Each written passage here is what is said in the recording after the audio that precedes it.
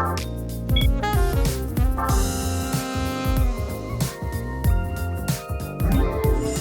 there, this is Derek here from Pacific Coast Auto in Japan, and we're looking at a Subaru Forester STI.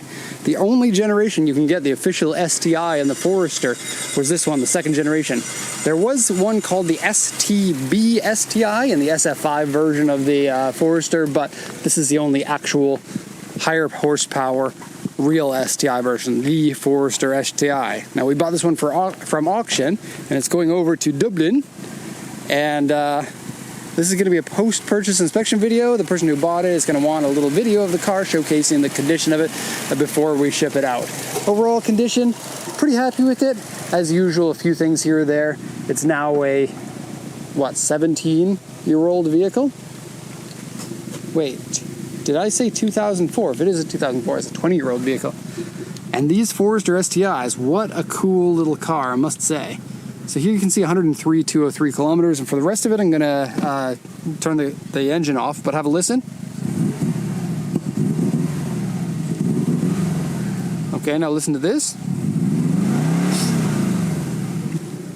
So the engine is good. There is a little bit of a stumble at tip in, and so the EJ20 engines don't like it when their throttle body gets dirty. You might want to check into that. MAF sensor, throttle body, you clean them both at the same time, and it can usually cure that kind of a problem. And you can do it with $5 and a can of throttle body cleaner. Okay, big STI intercooler up there, big turbo, and the Forester STI gets the 2.5 liter EJ20, or EJ25, pardon me, EJ25 engine. Something a little weird going on here. They had a leak that instead of fixing, they just siliconed. Not my favorite, but other than that, the coolant does look fine. The oil does look fine as well. Let's lower the hood, and it's an aluminum hood that comes on the Forester STI. I think the non-STI gets a steel hood. And it is raining right now. It just started raining, and so I'm sorry, I don't like to shoot these videos in the rain, but we are going into rainy season, and we keep buying cars, and so as a result, some of them are going to have to get a little bit of rain on it. Now that said, we can see the condition of the paint. You can see the water beading up nicely, meaning that it has been coated properly and kept in good condition. Okay, so first off, let's look at the condition report. This comes from the auction, and I'll go ahead and translate this for you. It's a 2004 Forester STI version, auction grade 4, interior B, so a fairly high grade considering the age. 103, 169 kilometers. Comes with a 6-speed manual transmission. The regular Forester is only a 5-speed, but let's be honest, mostly autos. Power steering, power windows. Sales points here are turbo. Toll collection box for Japanese highways. Brembo calipers. This is exclusive to the STI version. They call these, I think they call these the F50 calipers from Brembo, and they're the same ones that you get in the R34 GTR and the Impreza STI. Cool to see them on the Forester. Defi turbo gauge, that's an aftermarket part inside the car. Aftermarket exhaust, it looks like FGK, Fujitsu, and keyless entry. The report here says interior wear and dirty, seat stain, winter tires, aftermarket exhaust, with a question mark, because inspectors don't really know these things. They don't want to say, yes, it has one, and then for them to be wrong. It's just a cover your butt thing. Door mirror paint peeling and paint on clear, and various scratches, dents, and repair marks. Has a U3 dent over here, which actually isn't too bad. Some peeling paint on the grille, and otherwise just some very minor damages with a repainted and replaced fender there. Okay, and looks like the rain is all but stopped. Let's do the once around now. You get, the STI has special grille and bumper treatment with the fog light covers just like an Impreza. The regular version of the Forester has the hood scoop, or the roof scoop, so that's not exclusive to the STI. You get STI wheels, STI brakes, a little bit of aero parts behind the wheels there, STI spoiler, and special STI seats, and then of course the 6-speed manual. Great little package. I can't say they're that common, so if you can nab them up, go ahead and purchase one, because cool car. and good to see one in good condition. The Forester STIs, they do sell for a bunch more than the regular version of the Forester, but it is a completely different beast. Like as an example, an analogy of this would be like the Subaru WRX Impreza maybe sells for about 2 million yen, whereas the 22B, the special version, sells for about 8 million yen. And so, yeah, different category from the regular version of the Forester. Also, of course, different suspension, and maybe a few other things that I'm not too sure on. There might be some like beefed up sway bars, or maybe different settings for your alignment and stuff like that. Not too sure. So let's have a look at some damages. We have a little bit faded headlights, but all things considered, they're fairly clear for the age. The grille has paint peeling, and it's only on this bottom section right here. And it's kind of interesting to see peeling paint while at the same time beading water on top of it. Because usually the peeling paint happens because there wasn't, like, there's the paint, right? 1 or 2 or 3 coats of paint, then the clear coat, and then if the clear coat peels away, that's what you're seeing here. Then after the clear coat peels away, there's nothing to bead up the water. And so you would have to have applied some sort of a coating on there after it had already peeled. And it's something you don't see too often. Usually once something starts peeling, people go, oh, F it, I'm just going to, keep the car until it gets bad enough, then I'm going to get a new one. But good to see someone was taking a little bit of care of that. Of course, it would be nice if they repainted it, but you can't get perfect cars. Almost nobody has perfect cars. So, a little bit of fade on the hood scoop there. This one has heated windshield wipers, so that if it, like in Dublin, it is going to snow, and so therefore you're going to need some, well, you don't need it, but it's handy. And what a great vehicle for year-round in a cold climate, because it'll absolutely work for you in the winter, but then you don't have to have a different vehicle during the summer. Or you can just run this as a summer car, because it is very special. All right, so we got a little bit of damage on the end of the spat there. They ran into a corner there a little bit. Got a little bit of a dented in section right here. And there's some damage to the paint as a result. There's this.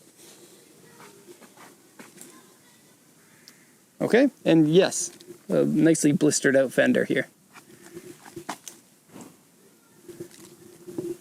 Okay, spoiler, actually effective spoiler. This is the SUV style spoiler, so the idea is to reduce drag, not to gain downforce. And judging by the shape and all of the internet videos that I have watched, I believe it to be functional. I'm basically an aero, like, an aero master now, even though I've only learned from YouTube.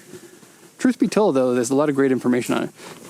So these have been wrapped in a carbon fiber looking wrapper, and then the windshield surround has cracked a little bit here, and you have a crack here that's been taped up as well. Okay. Down this side we have the U3. I'll show it to you, and it's not the most pleasant, but U3 is usually worse than this, so keep that in mind.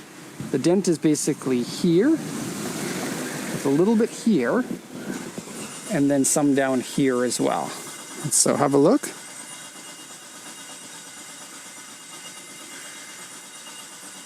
Having trouble starting a GTR over there.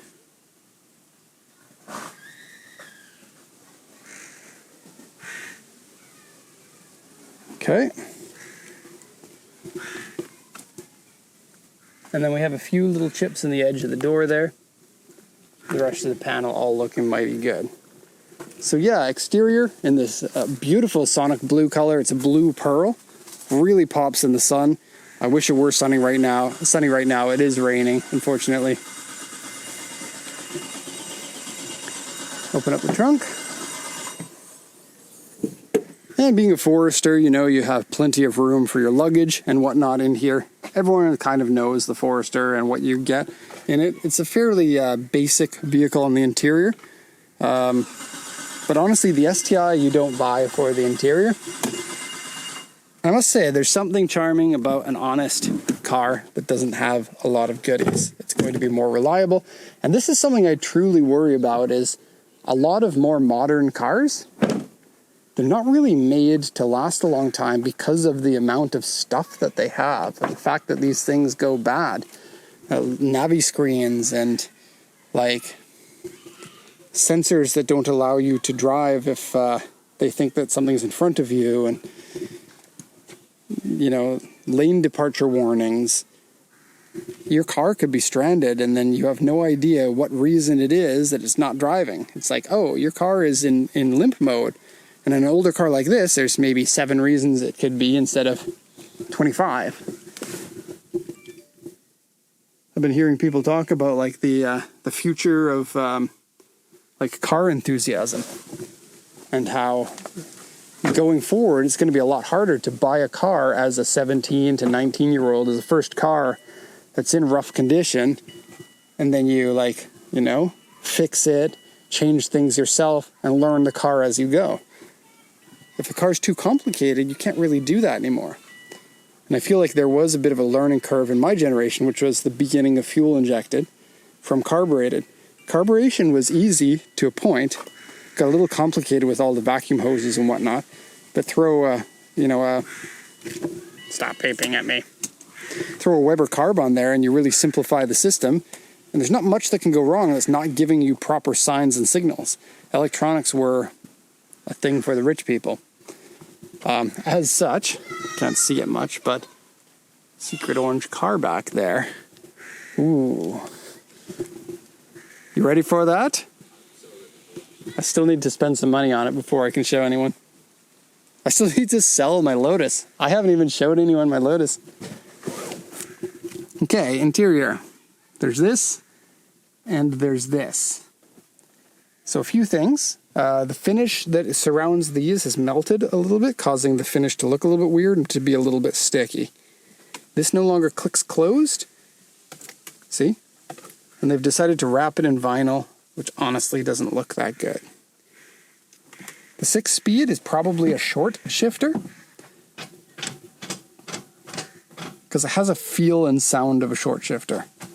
6-speed manual allows you to drive a little bit faster, like accelerate faster than a 5-speed manual because you've got those shorter gears. Nice to see. Nice pedals, nice conditioned floor mat, no bad smells. It's nice. Now, I don't have a ton of experience with this, like the SG5, I think this is called, or SG9. I thought that the seats for the STI were a lighter blue than this, just like the Impreza GDB, but I could be wrong. I do like them. They're a really nice shape, and compared to Evo seats, STI seats all the way. They tend to last longer. They're not made by Recaro, and that's probably why. And they fit my body shape really nicely, so got to commend Subaru on some good seats. And yeah, you got a little turbo gauge up there that lights up red. It's quite nice. Subaru Technica International. Okay. So that's going to be all for this video. I hope you enjoyed it. I hope more people are buying these STIs. I just get so excited when we get to see cool and unique cars here. After more than 15 years that we've been in business, it's still something I enjoy doing every day. So anyway, that's going to be all for this one. Hope you enjoyed it. Thank you so much for watching, and have a nice day.